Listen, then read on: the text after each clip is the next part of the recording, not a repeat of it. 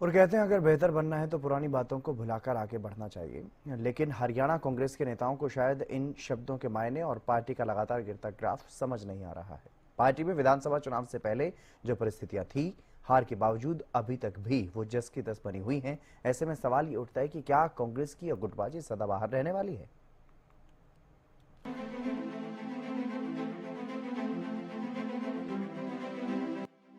अपनों में जंग, कांग्रेस में कौन किसके संग। सैलजा गोगी का बयान, कांग्रेस में फिर घमासान।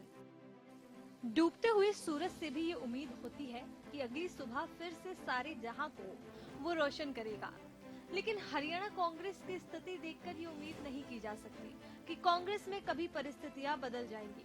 विधानसभा चुनाव से पहले नेताओं की आपसी तकरार और एक दूसरे के खिलाफ बयानबाजी ने कांग्रेस की लुटिया डुबो दी। लेकिन मजाल है जो इस हार के बाद भी कांग्रेस नेताओं में पार्टी को लेकर जरा सी संजीदगी आई हो। आज भी कांग्रेस के अंदर अंदरूनी कलह बरकरार है और पुरानी बातों पर जबरदस्त तकरार है। जो हर कांग्रेस का कार्यकर्ता चाहता है कि संगठन जल्दी बने और बढ़िया बने, ठीक है, वो आश्वासन उन्होंने दिया है कि बढ़िया होगा।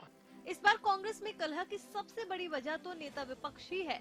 वही नेता विपक्ष जिस पर कांग्रेस के अंदर पिछले 5 महीने से चर्चा चल रही है। लेकिन अब जब नेता विपक्ष पर मंथन आखिरी चरम पर है तो कांग्रेस के नेता अपने तर्कस से बयानों के तीर अपने ही नेताओं पर छोड़ रहे हैं। कांग्रेस नेता पूर्व विधायक शमशेर सिंह गोगी तो यहाँ तक कह गए कि अगर पार्टी भूपेंद्र हुड्डा को नेता विपक्ष बनाती है तो ये सुसाइड करने जैसा होगा। बात ये भी है कि सीएलपी को लेकर के भी निर्णय लिया जा रहा है, फिर से भूपेंद्र हुड्डा को जिम्मेदारी दी जा सकती है, उसको लेकर मेरे को नहीं लगता कि सुसाइड करेगी पार्टी, जब बदलना चाहिए तो ये सोचने की इसमें क्या बात है। तो कब तक क्या लगता है इसमें निर्णय? अब मेरे हाथ में तो है नहीं ना, नहीं तो ये 5 महीने पहले बदल जाता। वहीं दूसरी ओर कांग्रेस सांसद कुमारी सैलजा अलग अलग आलाप रही है। उन्होंने संगठन का ना होना पार्टी का बड़ा फेलियर तो बताया ही, साथ ही किरण चौधरी को लेकर अपनी ही पार्टी को सवालों के कटघरे में खड़ा कर दिया।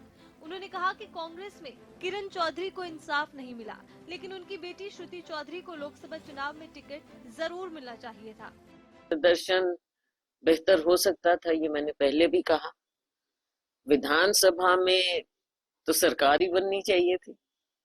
ये तो सब यहाँ पे आप किसी से भी पूछ लो या बाहर सड़क पे जाके आम जनता से पूछ लो, हम राजनीतिक लोगों से ना भी पूछो, एक उम्मीद भी थी और मेहनत भी थी, सरकार बननी थी, बननी चाहिए थी। अब कई कारण होते हैं, कई कारणों से नहीं बनी, लेकिन उसका खामियाजा जनता क्यों भुगते, इस चीज की ओर देखना पड़ेगा। राजनीतिक पार्टी है, नेशनल पार्टी है, सब चीजों का जायजा हाईकमांड ले रही है और आने वाले समय में हम तो देखो बड़ी पार्टी है, हम हाईकमांड की ओर देखते हैं कि जो पहले अगर जो भी खामियां रही, और खामियां तो रही हैं, तभी हम भाजपा का एक अपना रोल, हम नहीं कहते कि वो बैठे बैठाए जीत गए, उनका भी एक अलग रोल रहा जातिवाद का और सब चीजों का। लेकिन हम अपने घर को भी हमें ठीक करना पड़ेगा। ये तो एक बहुत बड़ी खामी है कि संगठन नहीं है हमारे पास, इतने सालों में नहीं है। पार्टी ने उन्हें बहुत कुछ दिया भी था और उन्होंने भी पार्टी में अपना पूरा योगदान दिया। एक समय आया जब उनके साथ इंसाफ नहीं हुआ, ये मैं मानती हूँ कि श्रुति जी को यहाँ से लोकसभा में उनको टिकट मिलना चाहिए था, वो इंसाफ नहीं हुआ उनके साथ। लेकिन उन्होंने फिर अपना रास्ता चुना, भाजपा में है वो, अब उनका रास्ता भाजपा में है, हम कांग्रेस में। देखो इस तरह की बातें राजनीति में तरह तरह की चलती हैं, लेकिन मुझे लगता है ऐसे इस तरह की बात है, लेकिन इसका जवाब तो हुड्डा साहब ही बेहतर दे पाएंगे। ये बात तो जाहिर है कि हरियाणा कांग्रेस में पहले एसआरके बड़ा फेमस ब्रांच हुआ करता था, लेकिन जब किरण चौधरी इससे निकल गई तो एसआरके बिखर गया। इसके बाद कुमारी सैलजा भी नाराज हो गई, जिसका खामियाजा पार्टी को विधानसभा चुनाव में भुगतना पड़ा। लेकिन चुनाव के नतीजों के बाद सैलजा की पावर बढ़ गई और हुड्डा खेमा कमजोर नजर आने लगा। एक बार फिर पार्टी में पावर का खेल शुरू हो गया है।